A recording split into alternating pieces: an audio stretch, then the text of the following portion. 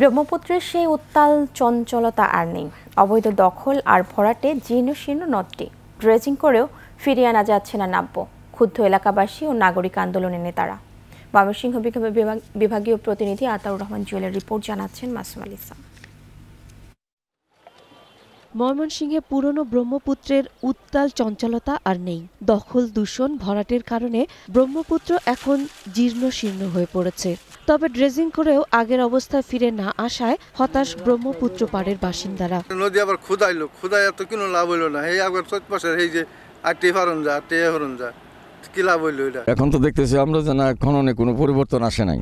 দখল করে ঘর বাড়ি হচ্ছে, এটা তো সুবিধাজনক না। নদী সবার জন্যই। কোটি কোটি টাকা খরচা করলো, কই করলো, এই পানি নদীর পানি না, নদীর পানি হলে তর হচ্ছিল, তর এই পানি তো পাই না। নাগরিক আন্দোলনের নেতারা বলছেন, একসময় 227 কিলোমিটার দৈর্ঘ্যের ব্রহ্মপুত্রের বিশাল বিস্তৃতি ছিল। চলাচল করত বড় বড় জাহাজ, বজরা।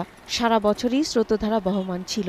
তাদের অভিযোগ, সঠিকভাবে ড্রেজিং হচ্ছে না, তাই জীর্ণশীর্ণ ব্রহ্মপুত্র নদকে আগের অবস্থায় ফিরিয়ে আনা যাচ্ছে না।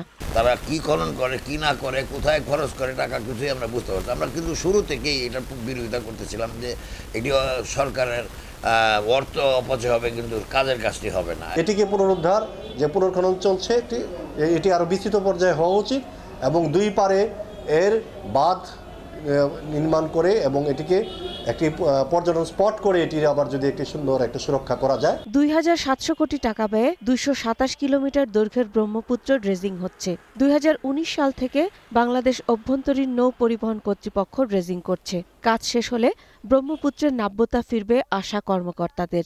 আর পানি উন্নয়ন বোর্ডের কর্মকর্তারা বলছেন, উৎসমুখে আগে ড্রেজিং করতে হবে। প্রাথমিকভাবে কিছু সিলটেশন কোথাও হয়েছে, এটা হওয়া স্বাভাবিক। এই জন্য কিন্তু এখানে একটা বিষয় আছে। একটা প্রথম হলে ক্যাপিটাল ড্রেজিং, যেটা আমরা ইনিশিয়াল ডিপেনিং বা ইনিশিয়াল কনস্ট্রাকশন করব। এরপর আমরা মেইনটেনেন্স ড্রেজিং, পরপর 3 বছর মেইনটেনেন্স ড্রেজিং করে এর ফুল নাব্যতা আনবো। যেখানে আপনার নদীর প্রস্থ কমে এসেছে বা নদীতে চর পড়েছে, নদীর নাব্যতা কমে গিয়েছে, এই জায়গাগুলোকে কনসিডার করে নদীর প্রকৃত প্রস্থটা বজায় রেখে যদি খনন কার্যক্রম করা হয়, তাহলে আমরা মনে করি নদীর থেকে আমরা যে সুফলটা আশা করছি সেটা পাওয়া যাবে। দখলমুক্ত করে ব্রহ্মপুত্রকে আগের মতো প্রবাহমান অবস্থায় ফিরিয়ে আনার দাবি ময়মনসিংহবাসীর। মাসুম আলিসা, 21 টেলিভিশন।